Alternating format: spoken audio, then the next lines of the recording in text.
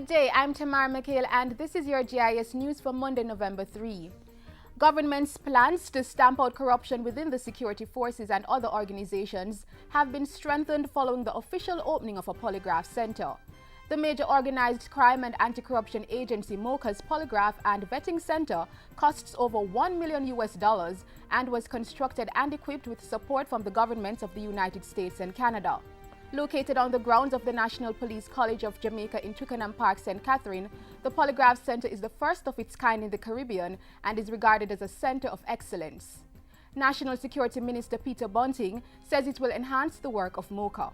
Moca is, in a sense, providing investigative teeth to a lot of other audit-type operations across ministries, but they may have the skills to identify something suspicious, and Moca then comes in to give them the full ambit or the full range of intelligence, investigative and operational support.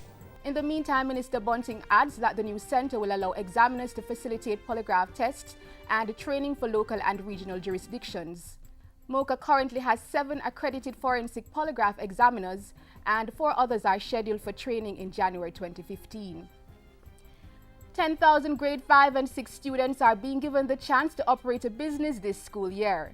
This is being done through an experimental learning program dubbed JIS, conceptualized by Junior Achievement Jamaica and the Rotary Club of Kingston. The innovative program involves the students learning business concepts and then being able to apply for mock jobs at the JIS facility where they will be able to run their companies for a specified period. Addressing the program's launch on Tuesday, Education Minister Reverend Ronald Thwaites lauded the initiative, emphasizing that education and training must be geared towards the demands of the global economy. The world is changing, and it is now for the education system to listen to those who see the openings in economic development and to say, what are the skills that you need us to educate for so that all our students can be ready to fill the available jobs and, very, very importantly, to create the jobs that are possible in our society. Land for construction of the JIS facility was provided by the Ministry of Education at 37 Arnold Road. More than $70 million in investment is being pumped into the project, which is being funded by the United States Agency for International Development with sponsorship support from various private sector companies. The Youth and Culture Ministry will be hosting entrepreneurship workshops for young people as part of activities to celebrate November as Youth Month. At the recent launch in the Halfway Tree Transport Center, Portfolio Minister Lisa Hanna encouraged young people to take advantage of the various opportunities available to them. Advance yourself. As a ministry, we're here to help you. So call us. Check our website at www.youthjamaica.com. Come in and see us. I am your minister and I'm here to serve you. Youth Month 2014 is being observed under the theme, Youth Advance, Not Leaving It to Chance.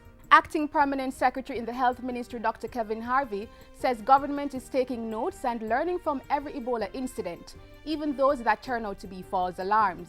Dr. Harvey was making reference to the incident at the Mandeville Hospital and the couple whose visit to the island ended early because of one of the 2 visited Liberia recently.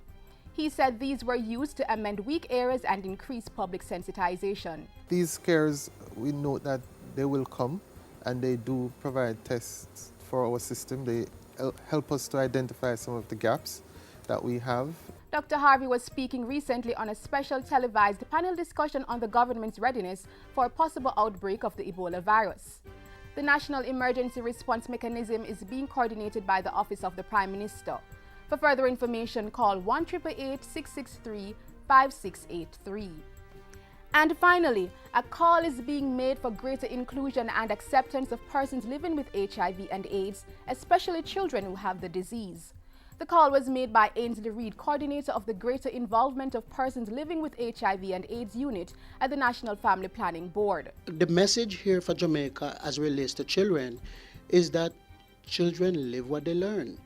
So if we treat children bad, as they grow up and face the challenges of the world and the society, it doesn't improve their self-esteem and self-worth. While speaking at a recent JIS think tank, he pointed out that more than 30,000 persons in Jamaica are living with the disease. And that's it for JIS News today. I'm Tamara McHale. Thank you for watching.